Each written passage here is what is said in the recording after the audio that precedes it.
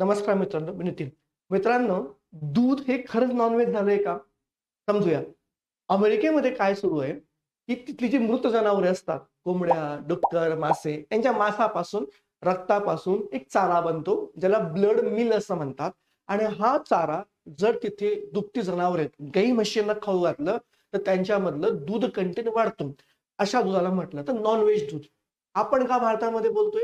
कारण गेल्या काही महिन्यापासून भारत आणि USA या दरम्यान कृषी आणि दुग्धजन्य या संदर्भात व्यापार सुरू आहे आणि या अंतर्गत भल्या मोठ्या प्रमाणामध्ये ते दूध, नॉनव्हेज दूध आणि त्यापासून बनलेले पदार्थ हे भारतामध्ये निर्यात होणार आहेत आणि म्हणून भारताने कन्सर्न्स क्रिएट केले. कारण भारताकरता milk is about the question of faith, about the question of farmers and about the question of freedom to food. परंतु भारताच्या या कन्सर्नला अमेरिकेने ट्रेड बॅरियर्स म्हणून संबोधलंय. तर येणाऱ्या काळात बघूया नेमकं काय होतं. तोपर्यंत थँक्यू.